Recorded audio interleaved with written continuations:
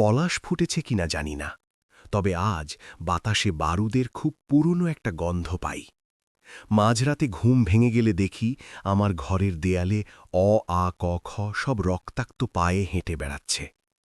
সালামের নামটা যখন জিভের ডগায় আসে, মনে হয় কোনো এক তপ্ত দুপুরের তৃষ্ণা, যে তৃষ্ণা মেটাতে রাজপথ শুষে নিয়েছিল এক ঝাঁক তাজা প্রাণের উষ্ণতা। আমরা তো শুধু কথা বলি না, আমরা আসলে এক একটা দীর্ঘশ্বাস ফেলি, যে দীর্ঘশ্বাসে মিশে আছে মায়ের আঁচল আর বরকতের শেষ না হওয়া কোনো এক আবদার। শহীদ মিনারের ওই সাদা স্তম্ভগুলো কি পাথর, নাকি থমকে যাওয়া 4টে বুলেট? মা বলতেন, খোকা, সাবধানে পথ চলিস। কিন্তু সেই 21শে ফেব্রুয়ারিতে কিছু খোকা আর ফেরেনি।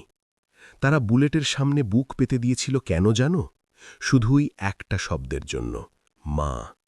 যাতে আমরা বুক ফুলিয়ে বলতে পারি আমি বাঙালি, যাতে আমাদের বর্ণমালাগুলো কোনোদিন হারিয়ে না যায়। সালাম, বরকত, তাদের নাম শুনলে আজও গায়ে কাঁটা দেয়।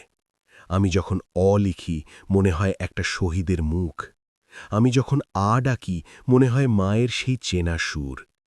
যতবার বর্ণমালার দিকে তাকাই, মনে হয় অক্ষরগুলো এক একটা জ্যান্ত ক্ষত, যা শুকয় না, শুধু উত্তরাধিকার সূত্রে বয়ে চলে আমাদের এই লোহিত কণিকায়।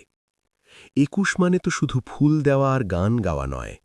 21 মানে হল হেরে না যাওয়া এক জেদি বর্ণমালার গল্প।